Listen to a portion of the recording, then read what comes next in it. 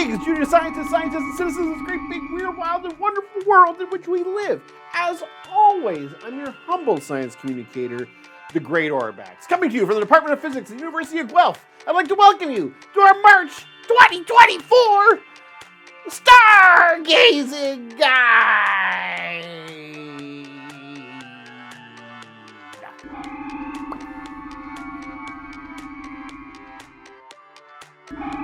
Well, junior scientists, we've made it through another increasingly bizarre winter. Over the last few months since the winter solstice, our daylight hours have been growing, but are even more noticeable now. With daylight savings on March 10th, we spring forward by an hour, and our sunset rockets ahead by over 90 minutes, from 6:11 p.m. on March 1st to 7:47 p.m. by March 31st. The shift only slightly affects our sunrise, though, moving it from 6:56 a.m. to 7:03 a.m. But this month, as we enter into spring, we officially cross the line of having more daytime hours than nighttime hours. As we look to the skies this month, we say hello to Mercury, witness a penumbral lunar eclipse, and learn about the vernal equinox. All this and more, if we just take some time to look up.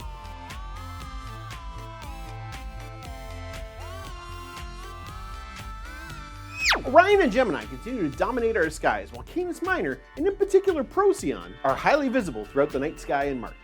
This month marks a decrease in visibility in all the planets that we've made friends with over the winter.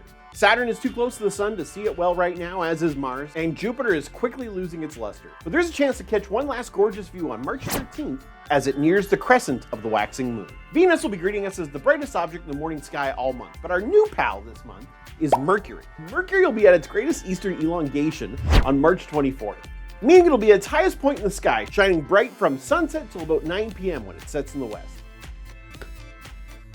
Our full moon this month occurs on March 25th. It is known as the worm moon. Every month we look at names and stories from indigenous cultures for the moon and its connection to nature. The Ojibwe of the Great Lakes region call the March full moon Zizbak-Doke Gizis, or sugar moon, while other peoples of the area refer to it as hard crust on the snow moon. The Cree signify the return of the majestic bird by calling it the eagle moon. Now, full moons are, by definition, always opposite the sun in the sky. So they rise in the east as the sun sets, and they set in the west when the sun rises, which occurs every 29.53 days. New moons occur in the opposite scenario, when the moon crosses the directional line between the Earth and the sun, and therefore appears to be dark, since we can't see any of the reflected light from it. Now, most of the time this is uneventful. The 5-degree tilt of the moon's orbit with respect to the Earth's orbit around the sun means that often the moon's too high or too low for the shadows cast by the sun to really have any effect. But about every 18 months, the moon will either be new or full, and it'll line up with the Earth and the sun, causing a solar or lunar eclipse to occur.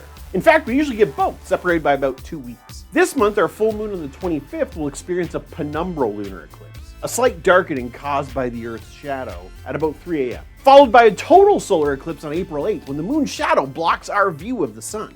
For more information about the upcoming solar eclipse, check out our What, Why, and How videos.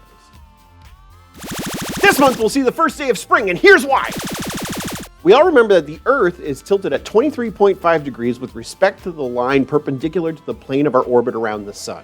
1 Earth year corresponds to 1 full solar orbit. In December, we talked about the winter solstice, the one day each year that the North Pole is tilted its furthest distance away from the sun, resulting in the fewest daylight hours for us here in North America. Conversely, the summer solstice is the one day each year when the North Pole is tipped closest towards the sun, resulting in the most daylight hours that we experience. On Tuesday, March 19th, is the vernal equinox. On this day, halfway between the winter and the summer solstice, we experience equal amounts of daylight and nighttime hours. And in North America, this denotes the first day of spring. This phenomenon occurs again in 6 months, when we've traveled 180 degrees through our orbit around the sun.